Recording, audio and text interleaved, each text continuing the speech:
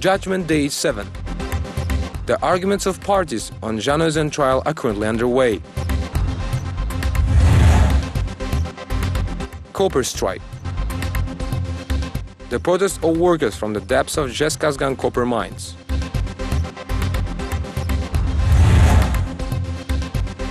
Occupy Abay. Contemporary classic, Moscow opposition is inspired by the words of Kazakh poet Abay Kunanbayev.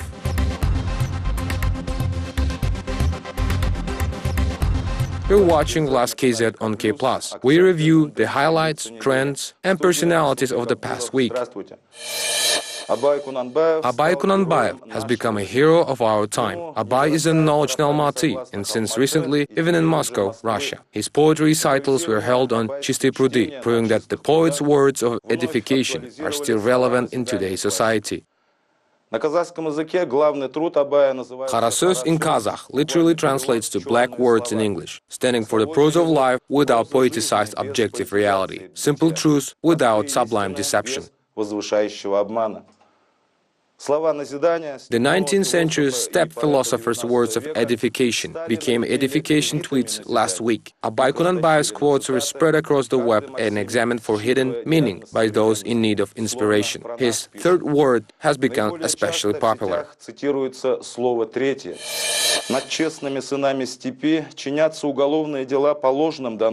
The honest sons of steppe are falsely accused, humiliated by interrogation, and bad-mouthed by the perjured witnesses. The sole intention is to spatter a man's good name.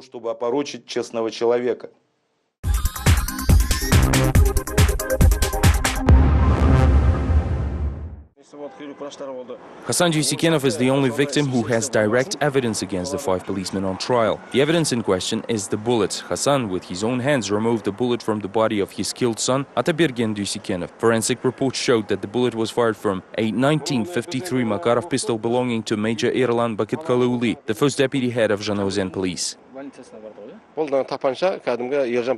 It was revealed in court that my son had been killed with a handgun belonging to Erlan Bakitkalıoğlu, who denies this. If he had come to me and asked for forgiveness, told me that he had to open fire following the orders of higher officials, or if he had sent the elders to resolve this, I would forgive him according to Kazakh customs. I wouldn't be asking for a punishment for him in the court of law.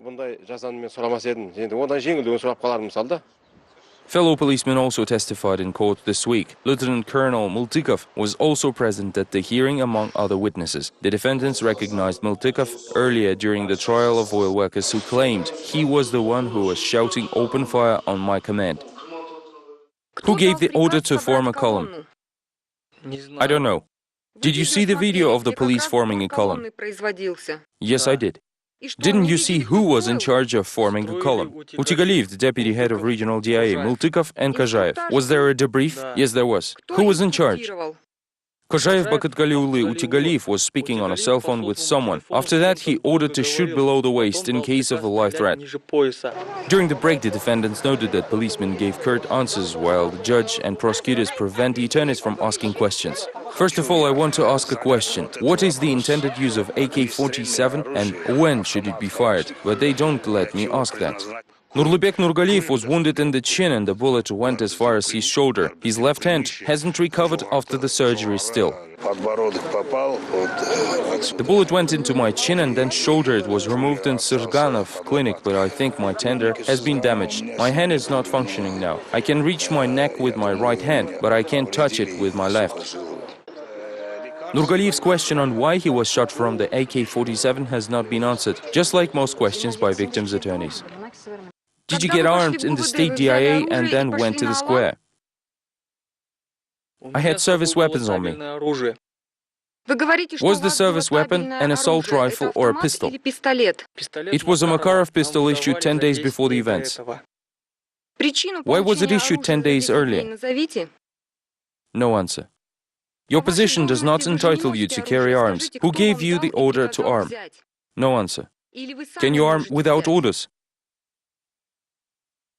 The leadership told us and we complied. Can you give us names? No answer. Court officials and victims on Zhanaozen trial share the same canteen during lunch breaks. Even here, there is an unseen border that they prefer not to cross. Those who take different sides in the trial do not communicate, even if they share the same table. The pain of the last few months is only apparent in the courtroom. They did not allow us to bury him in a proper way. We have set up a yard, but the soldiers broke it. I asked those young guys, what were they doing? They have mothers who gave them birth. My eldest son was taken by the police, and I went to the DIA where I was told they don't have him. It had been 5 days since my younger son died. When we were carrying the body to the cemetery, the policemen started firing warning shots into the ground. Perhaps they thought we were going against them, or maybe they wanted to scare us. I couldn't even sing our burial songs or cry because I was worried that bullets might hit one of my daughters. I could only say rest in peace. Many people say off the record that military officials and special police forces continued their lawless actions in the town even after December 16. Arman Shupayev learned from his acquaintances that policemen are now in trial in Aktau. He was not called to court as a victim, although Arman's elder brother lost his life on December 16. However, Arman is not eager to show up in the Aktau court. Но вам важно пойти в этот суд? Или вы не верите этому суду? To be honest, I don't believe this will be a fair trial. I think it is obvious everything has been set up and pre-arranged already. It's just a show. Arman says that the most important thing now is raising his 3 children. They spend most of their time at home watching TV. There are not many places to visit in the oil-rich city. I want to send them away to study. There is nothing to do here. The only thing you can do is work, nothing more. There are no prospects here. And all I want for my children is to be free. Will 37 oil workers accused of organizing riots be set free? After hearing the revelations in the Aktau court, this is the question that is now hanging in the air, although some people believe the answer is quite obvious. They are not guilty of anything. Nothing has been proved. No one is guilty. We came here to support these kids. We have no family members there. Those guys have absolutely nothing they can be held accountable for. There's no reason, although the man from the prosecutor's office is putting pressure on them. We don't know how this is going to be resolved. As another week of the Zhanaozen trial came to an end, the prosecutor said he believes there is enough evidence against the defendants and asked for an 8-year sentence for one of the activists, Roza Tolitaeva. Evidently, the gap between Zhanaozen and authoritarian Turkmenbashi is closing with each day. The arguments of parties on the trial of 37 oil workers will continue next week. The trial on Shetpe station case with 12 defendants is coming to an end. The arguments of parties are over, and the verdict will be delivered on May 21st. Прокурор просит суд приговорить участников акции протеста к тюремным срокам от 3 до 9 лет. The prosecutor requested 3 to 9 years in prison for the protest rally participant. The defendants denied all charges during the final speech, referring to words of the president who mentioned upon the tragic events of Zhanaozen that striking all workers' demands were legitimate.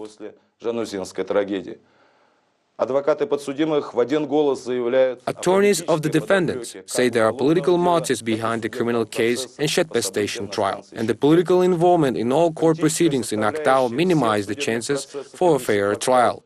Сводит на нет всякие надежды на справедливость будущих приговоров. Все идет по сценарию. Здесь заметили, только один прокурор задает вопросы, те же самые вопросы.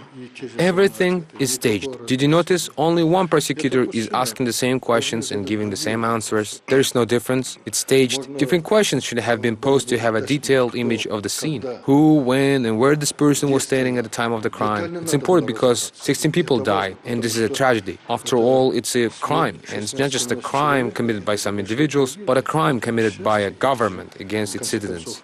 Преступление не просто преступление отдельных людей, это преступление государства против своего народа. Алмалинский районный суд Алматы продлил арест лидера оппозиционной партии «Алга» Владимира Козлова еще на 1 месяц.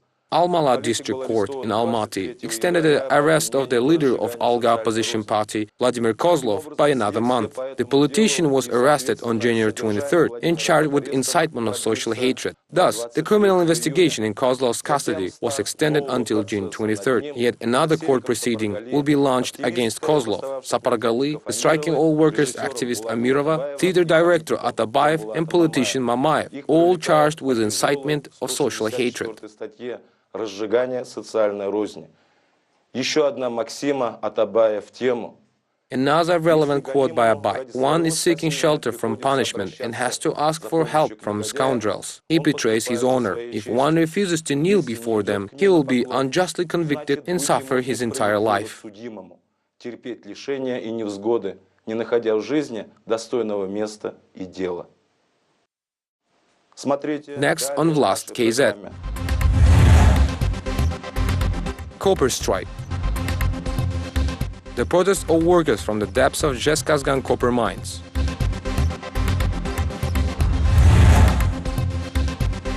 Occupy Abai.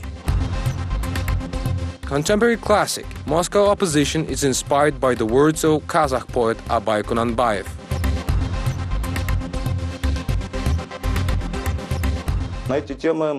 We will return right after the short break. Vlast KZ.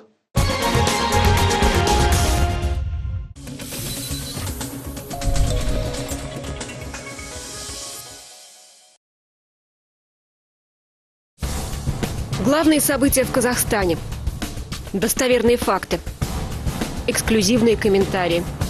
Читайте в Казахстане информационно-аналитический портал «Республика». Чтобы обойти блокировки, воспользуйтесь доменом respublikas.info. Вы окажетесь на так называемом прокси-портале. Специально разработанные канадскими специалистами по интернет-технологиям, прокси-порталы помогают пользователям получать информацию в тех странах, где блокируют интернет-ресурсы. В Китае, Иране, в Казахстане. Вы принимаете условия использования системы и попадаете на страницу информационно-аналитического портала «Республика». Материалы интернет-портала также доступны пользователям всемирной сети Facebook. facebook.com/respublika.kaz. Если вы хотите поделиться информацией, вам есть что рассказать, звоните в редакцию «Республики». Наши телефоны в Казахстане +7 727 273 92 95, в Москве +7 495 621 87 03. Новости Казахстана на казахском языке смотрите в 21:00 и далее каждый нечетный час.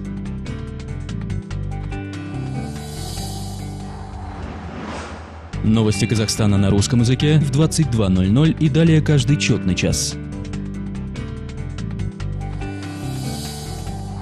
Новости Казахстана на английском языке смотрите в 16:30, 17:30, 18:30 и 19:30 со вторника по субботу. Время Астаны.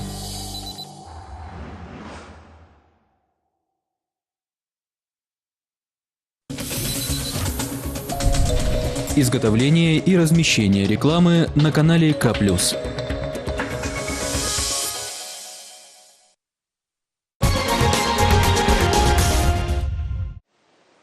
Жанузенский синдром вызвал на неделе череду забастовок. The Janus and ripple effect caused a series of strikes this week. The main protests were held in Taras, where the steel plant workers are demanding higher wages, and in the South Kazakhstan region, where hundreds of construction workers building the Western Europe-Western China International Highway went on strike. They are dissatisfied with the level of salaries, working conditions, and management of the Chinese construction company. In Central Kazakhstan, the employees of the Anensky mine of Kazakhmys Corporation refused to leave the mine at the end of the shift, demanding a 100% payment increase. This one-day strike turned to be effective as the leader addressed the needs of the miners.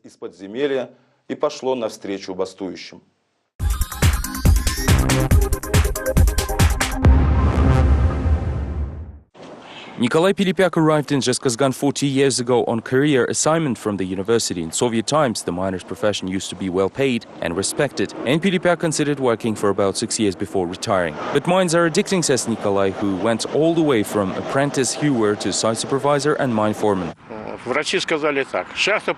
Doctors told me to forget about mining, but I think about it more now than I used to when I was working there. Because when I was working, I had no time to think of it. Now I dream of emergencies, my work and my fellow miners. I never regret living my life the way I did.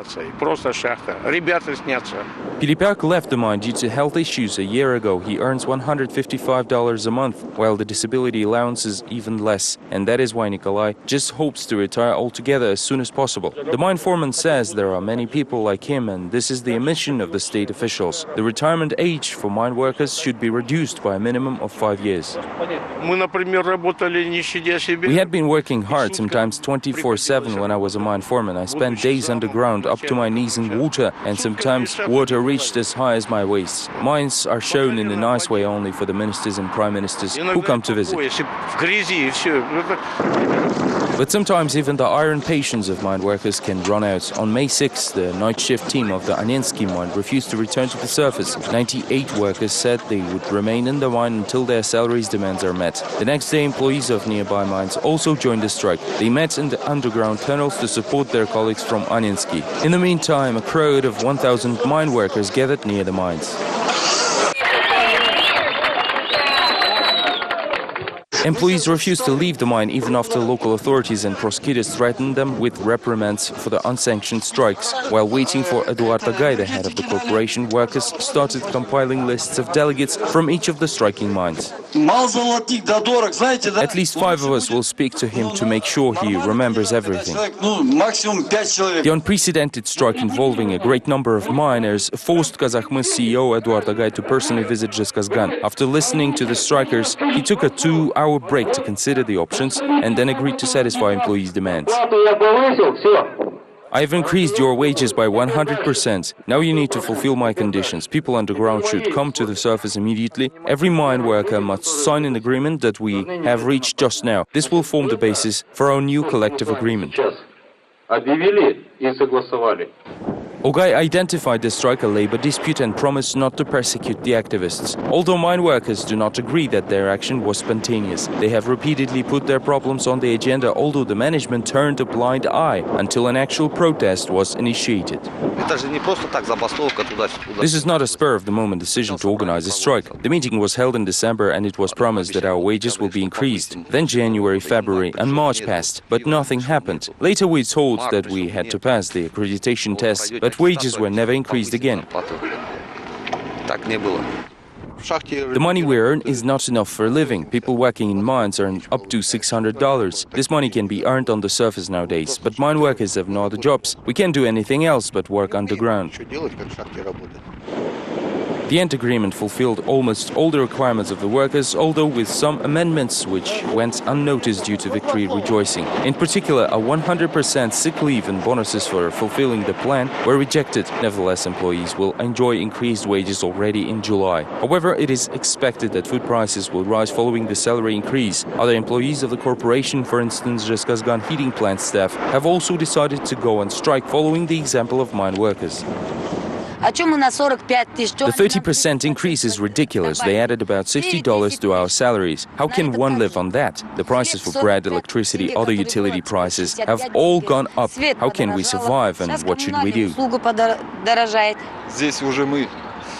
We had the unpleasant experience when the corporation added a 30% increase to wages. It was 7 or 8 years ago. We lived nicely for 2 months, but after that the regional premium rate and hazard payments were removed and the wages again returned to the old level.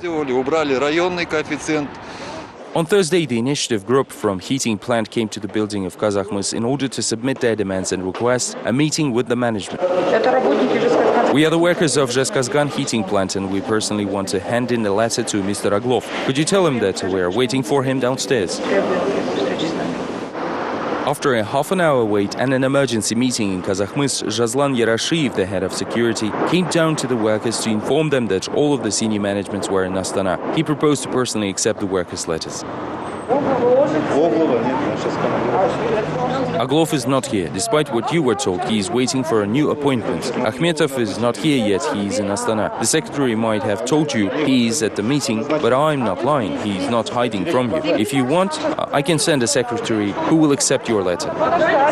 In the end, the official letter with workers' demands was accepted by a secretary. The document was assigned an assertion number, although activists from heating plant didn't seem satisfied.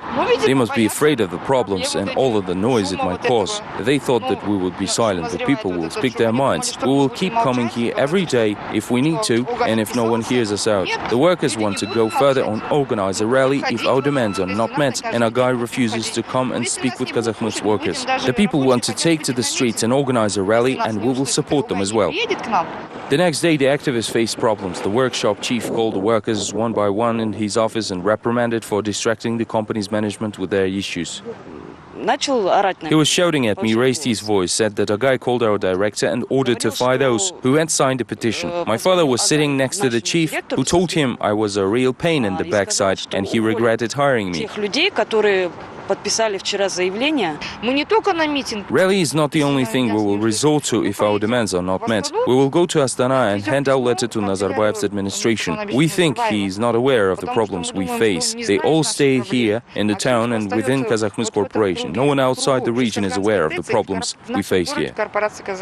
The fear of losing a job and be left with dismay prospects of not finding another, as everything in the region is linked to Extraction Corporation, makes people reluctant to speak to journalists. Another argument that makes workers more confident is the successful strike of the mine workers. They did achieve something after all, residents say.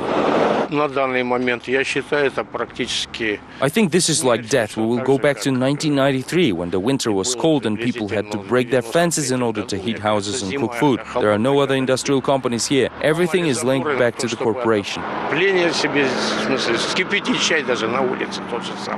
This year, Zhezkazgan and Satpayev were included in the project for the development of monotowns, the towns with economy dominated by a single industry or company. Until the promised finances arrive, though, words life and corporation remain synonymous for local miners.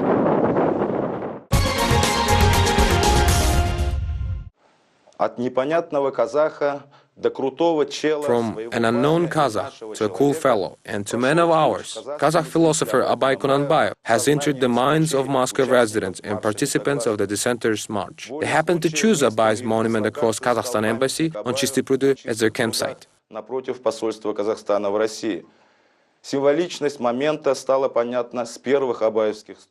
This was clearly a symbolic moment, as the dissenters first read the lines of Abay's poetry, wondering about the men on the monument. It's clear now, they chose the perfect location. Moscow have acknowledged the power of Abay, and for a while he became more than just a poet.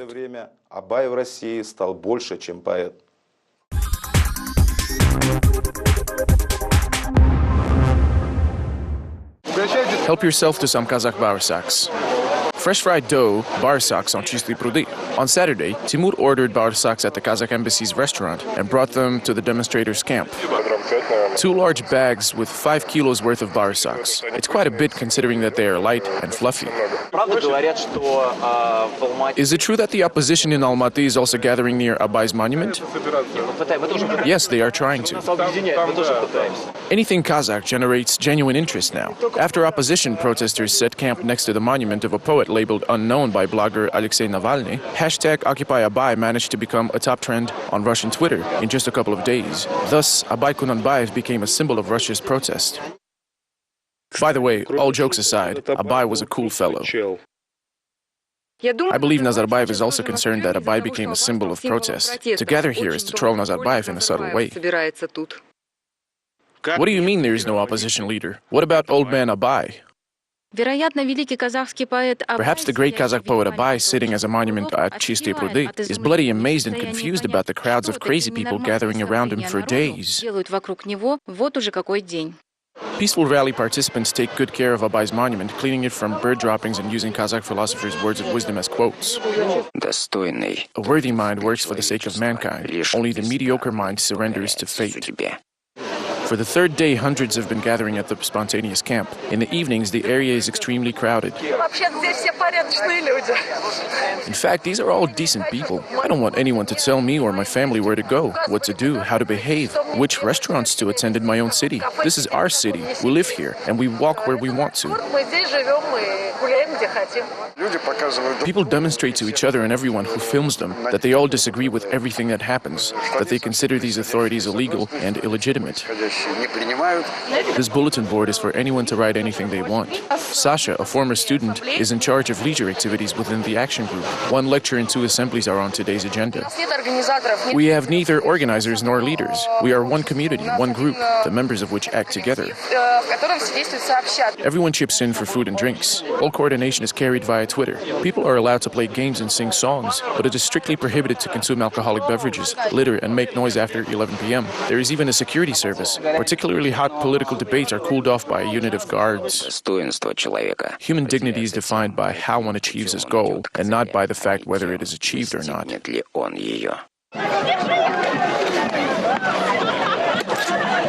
It all started on May 6, when the March of Millions in Moscow turned into a fight. More details can be found on the internet. Here, demonstrators are trying to break through the police line. And here, someone lights banned flares. Clearly, this is a provocation. Political expert Dmitry Oreshkin is confident that authorities are frightened and therefore purposely instigated the conflict. Additional barriers have narrowed the passage, and his talks with Omon riot police about the widening of the passage resulted in torn pants and an injured hand. Initially, the authorities were set on handling this as a conflict. They wanted to divide the crowd of protesters, limit them, make it impossible to communicate with the organizers of the rally, confuse them, and eventually disperse the people. The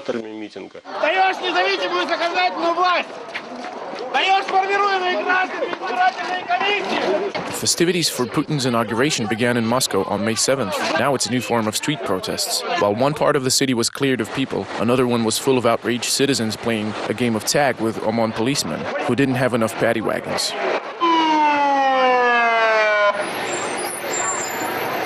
There are almost no prominent people among the organizers of the latest March of Millions. TV personality Leonid Parfenov, writers Akunin and Ulitskaya, none of them took part in the rally, which became leftist. Experts say the authorities brought this radicalization on themselves. On the one hand, the authorities are trying to intimidate people, expecting the office peons to scatter in fear. Some of them will probably stay home, terrified. However, the streets won't go empty, as other aggressive and more determined, and pardon me, more primitive people will turn the protest into shoving and cramming. The boulevards are full of people representing radical leftists, which majority of dissenters want to have nothing in common with. Some oppositionists already made statements regarding the pointlessness of street actions. I think there was a split on May 6. A part of the opposition decided to assume a civilized form of protest. It will create parties and take part in elections. And the other part has consciously chosen the path of professional revolutionaries and rebels. The first group will participate in elections. The second will always spend time in prisons. Only reason, science, will, and conscience elevates a human being. Only fools may think otherwise. Мы верили пустым словам, нам обещали чудеса или... It's quiet at Чистые пруды. The police no longer detain participants of the peaceful rally after 2 days of fighting. This is an ongoing rally. We do not intend to finish yet. We hope that it will be over when the authorities hear our demands. The police realized how useless it is to disperse us, as we simply cannot be dispersed. Still, the authorities ignore the dissenters, as is reflected in rallies. The reason for that is Russia's civil society and the government becoming two completely different entities with different values of their core groups. Some demand respect and integrity. Others promise to raise wages of state employees. These two parallel worlds are unlikely to intersect at any time soon. You were watching Vlast KZ on KPLUS channel. Highlights, trends, and personalities of the past week. Goodbye. Всего вам доброго и до новых встреч.